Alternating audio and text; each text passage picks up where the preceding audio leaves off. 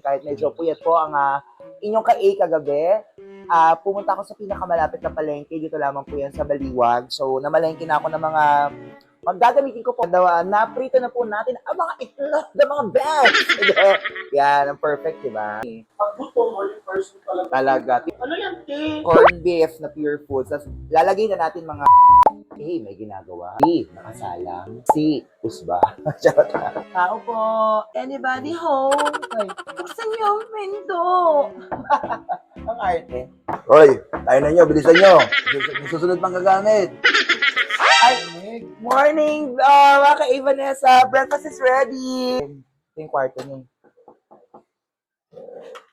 Ay, gising na siya. Ton, morning ba? Huwag kang gagawa ng content or topic na sobrang scripted. Kasi marurunong mga viewers, mga nanonood. Hindi mo naman ako tinanong sa advice na? Hindi ko pa naman vlog. Sige, pagbigyan na lang ho natin, maisingit lang, baka sumamalog, i-post ako, i-bash ako. Bilang isang viewers, Vanessa, tingin mo, as a vlogger na ang best friend mo, anong advice mo? Iwasan mo yung mag-vlog na kada email.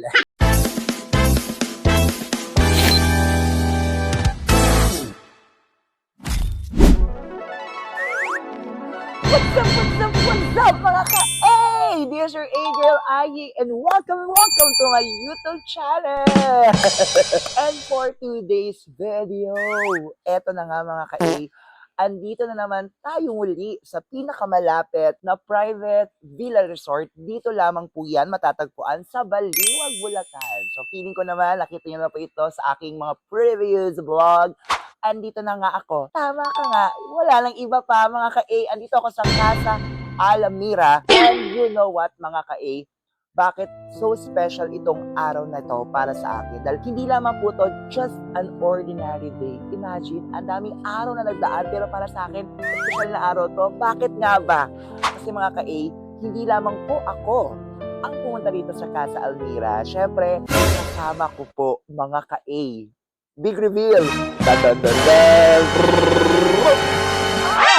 best friends at ilan sa mga best squad. Yeah! Kasama ko po si Kitty, si Ms. Orly, and si Tonton ng best friends. And of course, ang kwak-kwak diva, Tammy Brown, and ang best ng bayan, Becky Belo. Bakit nga ba kami nandito sa Casa Almira? Well, actually mga ka-A, kahapon po naganap ang aming first ever team building outing ng Vice Comedy Club staff. And syempre, in behalf of BCC, gusto ko na rin pong pasalamatan ang Casa Almira, Eyong and Asima, dahil sila po talaga yung agad-agad na talagang okay, kanina.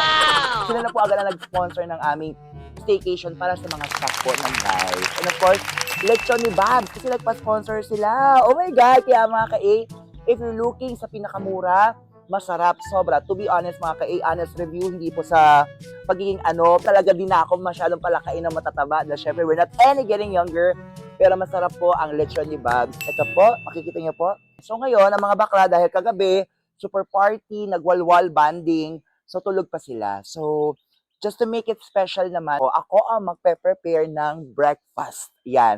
Ako po mag-ahanda ng almusal. Iaalmusal namin lahat. Common almusal lang naman po ito mga ka-A. Filipino style na almusal. Samahan nyo ako mag-prepare. Tulungan nyo na rin ako maghanda para sa mga bakla dahil sobra talaga nakatutuwa ako dahil andito kami, sama-sama kami as a family. Yan, tara, let's go! So, yan mga ka-A. To be honest mga ka-A, ng almusal. Morning person po talaga ako sa tunay na buhay. So, ang aga ko po nagising kahit medyo puyat po ang inyong ka-A kagabi. Pumunta ako sa pinakamalapit na palengke. Dito lamang po yan sa Baliwag. So, namalengke na ako ng mga maggagamitin ko po para makakain na rin po ang mga Bex dahil po mga bakla pagod. First ever gagawin natin, magsaing tayo. So, meron tayong bigas. Bumili rin ako ng itlog. Mga ka-A, ito si Rodora. Pretty caretaker ng Casa Almira. A mo na dyan.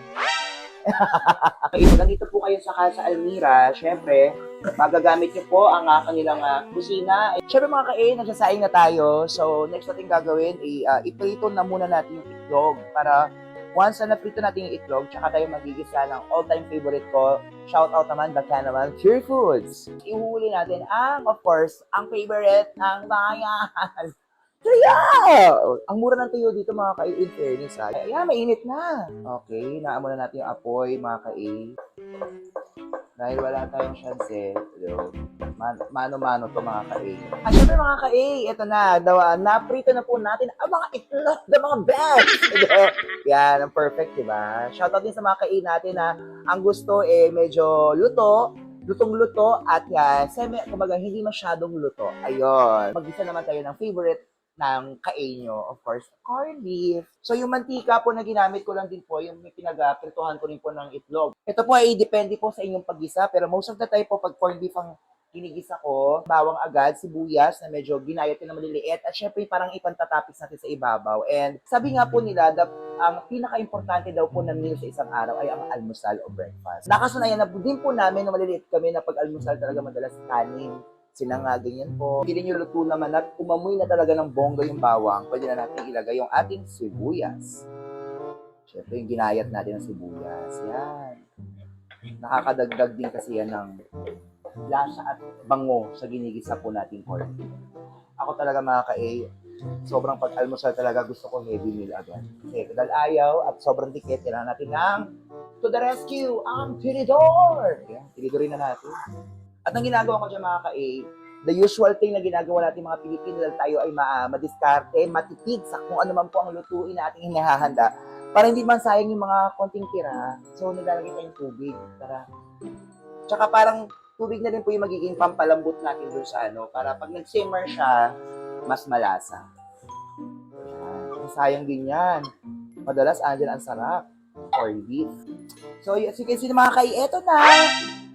Pinutol po natin yung ibang mga chunky na part ng corned beef. Pero this time, good morning muna sa aktong Dalaygon, Lady Morgana from Drag Race Philippines. Yes! Hello mga Good morning, Day. Nakapahuway ka, Day? Oo, naka-rest ako tapos naligo. Ang lamig na tubig na parang ice bucket challenge. Ba't kaya malamig tubig dito? Oo, may namatay sa May namatay. Ayan. So, si Morgana, early na nagising morning person din pala ang Dalaygon natin, like me. Pag gutom, morning person talaga. Talaga, tinuod. Pag gutom talaga ang tao, kahit ganong busy mo ng gabi, magigising ka ng maaga. Ano yan, T? Corned beef na pure food. Tapos, lalagay na natin mga so, medyo lulutuin lang natin siya dun sa moist na naririnig natin. And once it's done, pwede na nating i-serve. Ayan. Dahil pang mayaman yung mga private school na mga student, ganyan pala mga baon. Hindi, kasi di ba tayo sa probinsya, nasanay tayo na ang corned beef natin, sorry sa medyo mura, yung abot kami ng pamilya. Pag sinabi kasi pure foods, mahal, di ba? Masyado yan po sa amos ko, Bisaya. Dato ang presyo ng pure food sa probinsya dahil. Naka-pure foods to, it means social ka dahil. Oo, masasaya. Yay! Ang corned beef natin mga Dalawa nang na-prepare natin. Isa na lang. Ang Pilipino na ulam na paborito natin lahat ay adobo. Ito po yung natira pa namin po kahapon. Init na natin to. Isasama na natin to sa ating almusal ngayon. O, di ba? Yes, tama po yan. Yes. DJ. Yan. Yan. Nalagay na natin doon sa ating hapagkainan. Ito na natin ang tuyo. Ako at feeling ko gutom na yung mga bakla. Kasi alam niyo naman, galing sa masayang banding kahapon, kagabi. Yan naamoy niyo ba? Kung naamoy niyo lang ito mga alam niyo na. Wasa ka na ng ng diet. Ito mga ready na ang ating tuyo. So tara, gisingin na natin. Samayon akong gisingin ang mga abex. Dahil alam ko naman minsan, ayaw talaga natin nakaka-istorbo pag alam natin tulog yung mga kaibigan natin. Pero feeling ko naman, ang ganda ng gising mo pag sinabi mo na breakfast is ready. O, di ba? Tara. Gisingin na natin ang best friend ko from Bias Comedy Club, Vanessa Volton. Nakala. Bakit ka nakala? Ang pinto, mga may ginagawa. B, nakasalang. C, usba. Tao po. Anybody home? Ay, buksan niyo ang pinto. Ang arte. Hoy, tayo na nyo, bilisan nyo. May susunod pang gagamit. Ay, morning, mga Vanessa. Breakfast is ready. Tara, gising na po. Almusal na. Ayan. Tara. Di ba? Iba siya pag umaga, pero yung switch kasi na doon mga Aryan, gising na si Aryan Antonio, isa sa mga kilalang makeup artist sa mga artist. Ayan. Mamaya mamimit nyo yan. Tara, tingin natin yung iba. Tara na, kasi marami pa mga errands ang mga bayoch. Ito naman tayo. Ay, gising na ang best ng bayan! Good morning! Breakfast is ready, best! Morning. Mga high blood. Tara, magkain na tayo. At syempre, ang kwak-kwak diva! Ayan, Tommy Brown! Inay! Hello mga kain. Oh, ano, Ano ba niluto mo? Filipino breakfast ng simple lang. Pure, corned beef, itlog, Siya, tuyo. Pilipino tayo. Alam mo magluto ka ng Mukha kasi apam pag umaga. apampano. Mukha ka foreigner, best! Apampano. Oh, ano sila natulog? Umaga lang sila natulog, mga kain. Nauna na ako eh. 3 a.m. 3 a.m. Tara, deserve natin na masarap na almusal. Sino pa yung nasa taas? Kiri. Ay, si Kitty. Gisingin natin. Kitty! Ayan na siya. Mga kain, breakfast is ready. Ang tawagan namin ni Kitty talaga, bago siya maging isang sikat kilalang vlogger, my loves. My loves. Gising na. Almusal na tayo. Tsaka, hello. Taylor Swift pa rin pala siya and Paris Hilton na pinagsama pag umaga. Isa na naman siya, 1, 2, 3. Lingon! Wow! At syempre, ang huli natin gigisingin, si Tonton. Tara, gisingin natin. Ito yung kwarto niya. Ay, gising na siya! Tonton, morning ba? Oh, gising na yung saniya ko. Kain na tayo, tara. Everybody is complete na mga ka-A, so deserve natin na masarap na almusal. Kain na!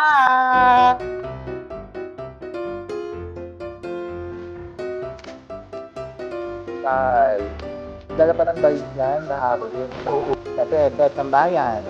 Talaga, turnas mo lang ako. Diba? Kaya, ayun karisan. Siguro yun ang pinag-usapan natin. Kasi ako mo rin hindi job sa grabe siya, grabe. Umaga. Sigala ko sa vlog yun. Hindi job na pargot. Siyempre, Kitty.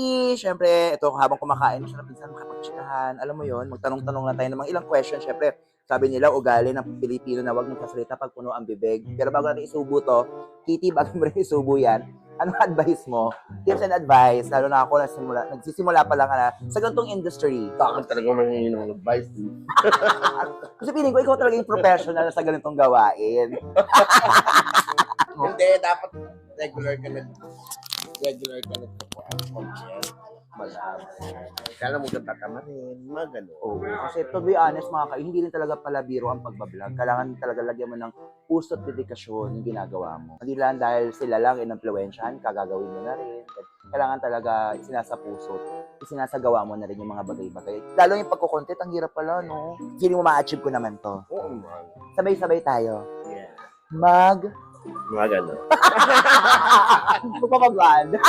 Kain ka muna, Kitty. Ito si Bess, kahit paano, kilala na rin sa pagbablog. Tech Squad, diba? Yes. Huwag kang gagawa ng content or topic na sobrang scripted. Kasi marurunong mga viewers, mga nanonood.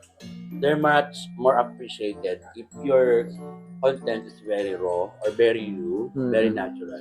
First, ngayon napapansin ko kasi tapos tayo sa era ng planted, mga ganyan. Ano yung nakikita, dapat nilang makita. Oo, yun na yun. Thank you, Bess. Siyempre, ang kwak-kwak diva. Kwak-kwak diva. Siyempre, Tommy Brown. Teka lang, wait lang. Hindi ko muna i-flex yung tuyo. Dahil, Wala, favorite ko to. ako, favorite. The best ang tuyo pag breakfast breakfast. talaga, promise. Diba yun yung ginagawa ni Morgana sa Vice? Run, Tuyo. Tuyo. Yan. wanna run. Tuyo.